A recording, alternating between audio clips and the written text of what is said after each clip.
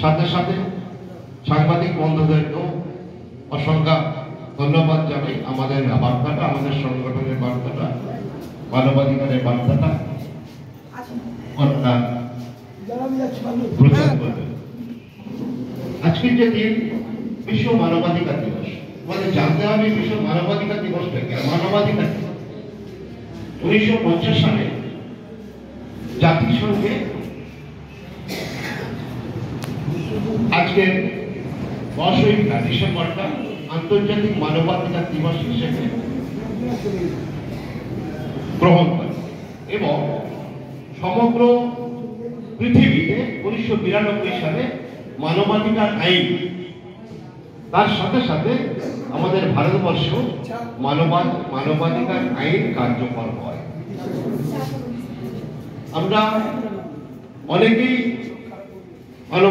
মানবাধিকার নিয়ে আমরা আলোচনা করি, পথে ঘাটে, প্রশাসনের বিভিন্ন জায়গায়। অনেকেই আমরা জানি না মানবাধিকার। মানবাধিকার কথার একটাই অর্থ হচ্ছে মানুষের অধিকার।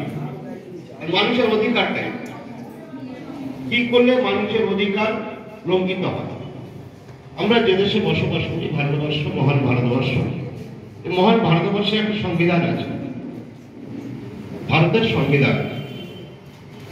এই সংবিধানে ভারতবর্ষের সকল নাগরিকদের কিছু মৌলিক অধিকার দেওয়া আছে, তার নাম হচ্ছে হিউম্যান রাইট।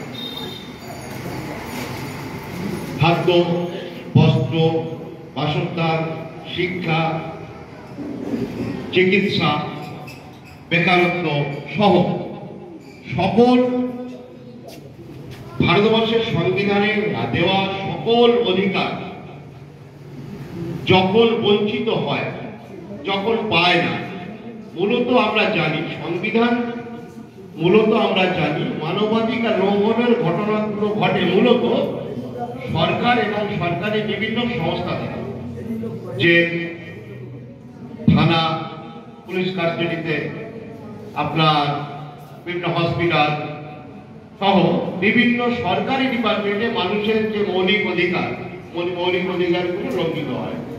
আর যখনই এই মৌলিক অধিকারগুলো লঙ্ঘিত হয়, আমরা যারা মানবাধিকার কর্মী বিভিন্ন